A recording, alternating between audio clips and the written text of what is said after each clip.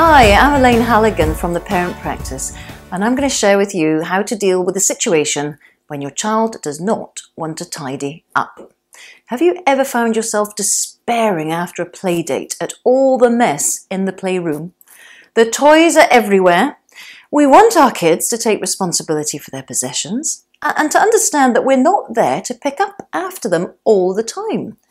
It's very easy, isn't it, to end up nagging, repeating, reminding, and eventually perhaps screaming like a banshee when after the 7th request they're still not cooperating. It's very easy also to feel resentful. We feel they should realise that it's most unhelpful not to at least tidy up after themselves when after all they made the mess. Been there, done that, recognise that scenario? Well, for many children, whether it's a toddler with all the duplo covering every inch of the floor, or a teenager who has a floordrobe of clothes, often the request to tidy up for a child or a teen can seem overwhelming. So look, here are some really simple top tips for success. First thing we suggest is to set down some rules. Just like for homework, there needs to be some rules that are clear about tidying up. These will vary from one family to the next. You may be happy to let your children have out as many toys as they want at any time, or you may find that this makes tidying up too difficult. So top tip or suggestion is to limit the number of toys they can have out. In some nursery schools, children get used to that idea of only handling one piece of kit at a time and putting it back before getting out the next one. It does also mean they focus more on the one thing and enjoy it more, as well as making tidying up much more simple. Think too about the practicalities. Have you got a place for everything? If the containers for the toys are clearly marked and accessible, then children can put them away all by themselves. They feel successful, and success breeds success. Picture labels or photos work well for younger children, and for teens, just make sure you've got enough hangers in the wardrobe. And you need to buy the extra laundry basket to make it super easy for them to get rid of their dirty clothes.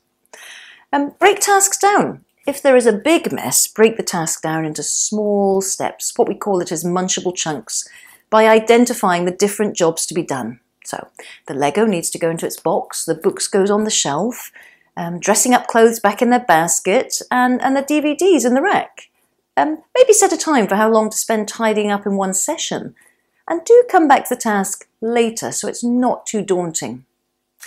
Have fun. Gosh, sometimes the humour can go out of things, so wherever possible, use humour, make it fun. Some children love having some upbeat music to tidy up to, or maybe listen to stories on the CD. You could even try magicking the toys away, just like Mary Poppins.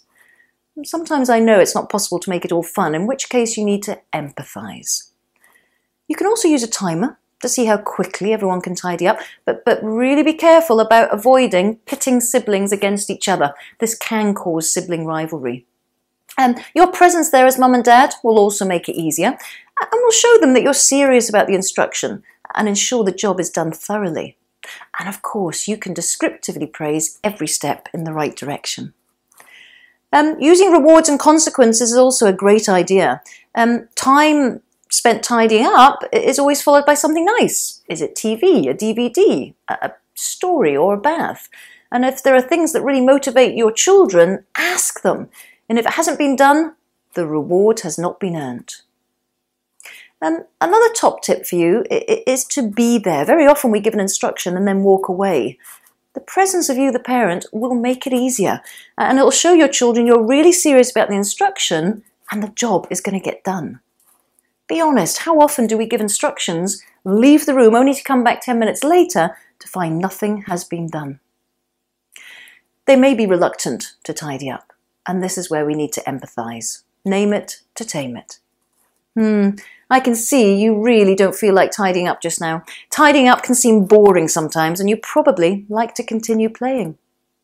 You built such a good train set with lots of bridges and a long track, and wouldn't it be good if we had magic powers and we could just click our fingers and the toys would put themselves away?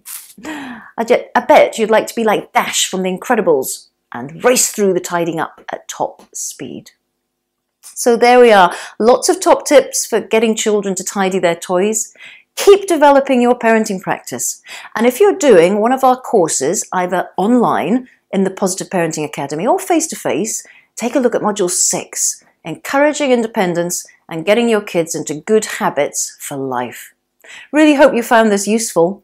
And if you'd like other great ideas for bringing out the best in your children, stay tuned to theparentpractice.com.